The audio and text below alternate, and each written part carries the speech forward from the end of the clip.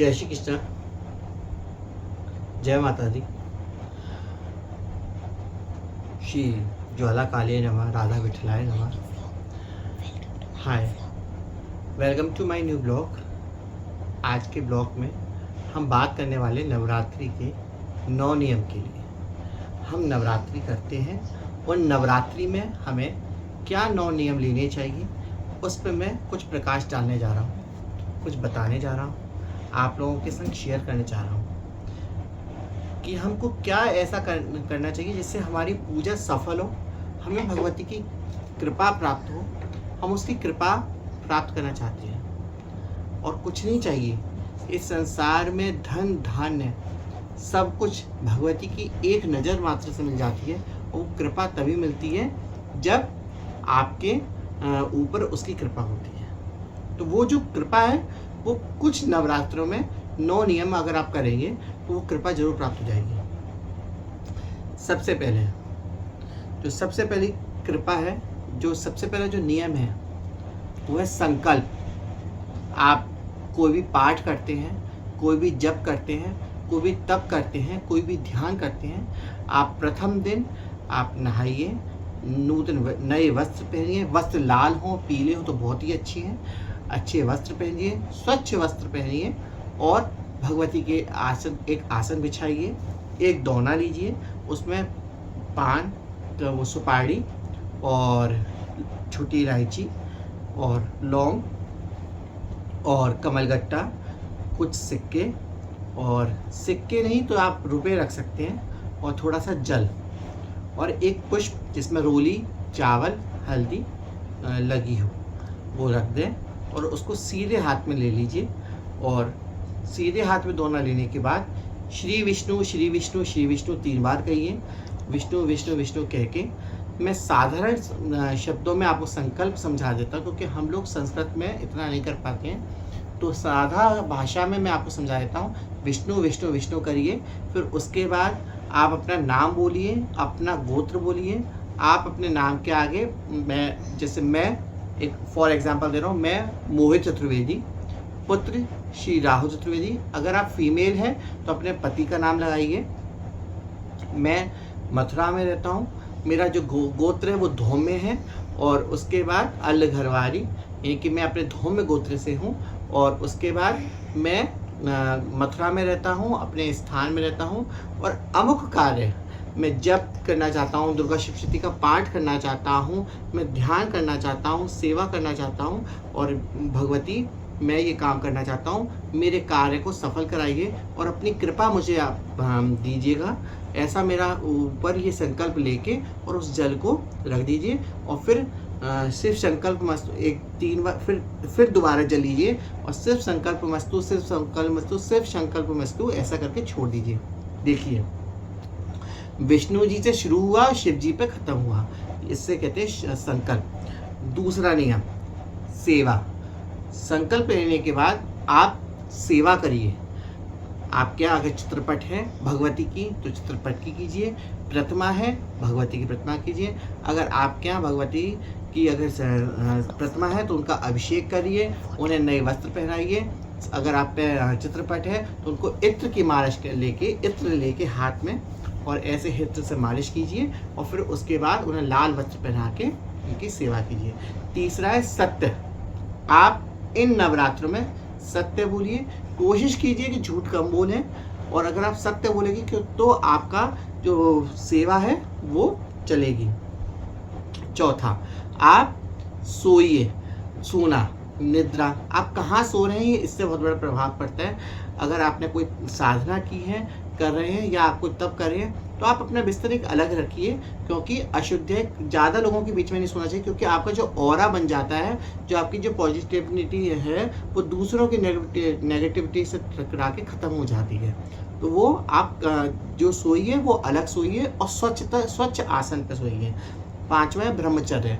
आप ब्रह्मचर्य का पालन कीजिए। आप अपने मन में, ब्रह्मचर्य का मतलब सेक्सुअलिटी से नहीं है। आप ब्रह्मचर्य का मतलब अपने दिमाग में, अपने मन में गंदे विचार मत लाइए। आप जो अच्छे काम हैं वो कीजिए और सत्कर्म कीजिए। कोई भी ऐसा पाप मत कीजिए जो कोई भी ऐसा विचार मत लीजिए जिससे आपके जप तप क्षीण हो। छठा, भोजन, सात्विक भोजन कीजिए। आप स्वच्छ खाना चाहिए, खाना खाइए। अगर आप फलाहार से व्रत रख रहे हैं तो अति उत्तम। एक समय अन्न से रख रहे हैं तो स्वच्छता से रहिए, स्वच्छता खाना खाइए। सातवां है जाप। आप निर्वाण मंत्र का आप जाप कीजिए। आप रक्त चंदन की माला पे कीजिए, रुद्राक्ष की माला पे कीजिए, और माँ काली का जाप कर सकते हैं, निर्वाण जाप कर सकते हैं, कमल गट्टे की माला पे श्री महालक्ष्मी का जाप कर सकते हैं, विष्णु भगवान का ओम कृष्णाय वासुदेवाय हरे परमात्मा प्रणत कृष्णाशाय गोविंदाय नमो नमः तुलसी की माला पे कर सकते हैं। आप जाप कीजिए। ना कुछ नहीं हो तो नाम जाप कीजिए। आठवां है कम बोलना। आप हो सके आप कम बोलिए। कम बोलने के दो कारण, आप व्रत रख रहे हैं तो आपकी एनर्जी थोड़ी डाउन होगी, और उससे आप ज़्यादा बोलोगे तो एनर्जी क्षीण हो जाएगी और आपकी जो शक्ति है वो ख़त्म हो जाएगी। दूसरा कारण कि अगर आप कम बोलोगे तो आप जितना जाप कर रहे हो, उसका मनन कर रहे हो, वो आपके लिए बहुत अच्छे पावरफुल साइन देगा, आपको दर्शन भी कर सकता है। नवा नियम, आप समय निकालिए और एक क्षण के लिए 1 घंटा, आधा घंटा, 20 मिनट भगवती के लिए भजन या कीर्तन कीजिए। हरि नाम संकीर्तन कीजिए, भजन कीजिए और अच्छा कीजिए। भगवती के ये 9 रूप, 9 नियम नवधा भक्ति को पुष्ट करते हैं। नवधा भक्ति, पहली श्रवण, आप भगवत भजन सुनिए, ठीक है। दूसरा कीर्तन, आप कीर्तन करिए, जिसको हमने सबसे नवा जो नियम बताया वो दूसरा नियम है कीर्तन। तीसरा पाद सेवन, जो हमने दूसरी सेवा बताई है वो पाद सेवन है। और तीसरा अर्चन, जो हमने ब्रह्मचर्य बताया वो अर्चन है। आप अच्छे कर्मों से उनका अर्चन कीजिए। पांचवा वंदन, आप जो जाप है वो क्या कहते हैं, आप वंदन कीजिए, हर एक उस प्राणी में वंदन कीजिए, और भगवती जो आपके विराजमान है उसको वंदन कीजिए। दास से, आप उनकी दास भाव से कि भगवती माँ मैं आपका दास हूँ, आपके दासों का भी दास हूँ, आपका तो दास हूँ ही हूँ, आपके दासों का भी दास हूँ, तो ऐसा भाव रख के भगवती की सेवा कीजिए। सातवां सख्य, जब आप सेवा करते हैं भगवती की और भगवती के श्रृंगार करते हैं, आहा क्या अद्भुत स्वरूप। जब श्रृंगार करते हैं तो उस समय भगवती के श्रृंगार को जब आप कर तो उनकी सखी भाव से सेवा कीजिए उनकी, क्योंकि भगवती की तो हम सखी हैं, तो भगवती की सखी हैं तो सखी बन के उनकी सेवा कीजिए। उनके इत्र की मालिश कीजिए, उनके इत्र लगाइए, उनके चरणों में महावर लगाइए, मेहंदी लगाइए, नव वस्त्र पहनाइए, मुकुट धराइए, किरीट धराइए, हार धराइए, कंठमाल धराइए, अद्भुत श्रृंगार कीजिए। और आठवां आत्मसमर्पण, जब सेवा हो जाए तो उसके बाद भगवती को अपने आप को नछावर के आत्मसमर्पण। आप जब श्रृंगार हो गया, श्रृंगार होने के बाद आपने जब दर्पण दिखाया और आपने कहा माँ आप बहुत सुंदर लग रही हो, और जब वो सुंदर लगने लग जाए तो ऐसे लीजिए और ऐसे करके बलैया लीजिए, तो वो आत्मसमर्पण हो गया कि आप बहुत सुंदर लग रही हो माँ, आपको किसी की नज़र नहीं लगो, और ये दिल जो है ना वो तुम्हारा हो गया है। ऐसा करके समर्पण कीजिए।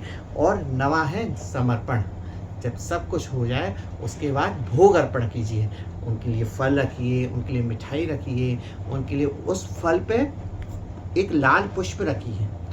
आप जब अब मैं अगला जो ब्लॉग आएगा भोग कैसे लगाते हैं, श्रृंगार कैसे करते हैं मैं बताऊंगा, और उसमें कल के ब्लॉग में बताऊंगा कि भोग कैसे लगाते हैं। अगर आपको अच्छा लगे तो आप सब्सक्राइब कीजिएगा और शेयर कीजिएगा। जय श्री कृष्ण, जय माता।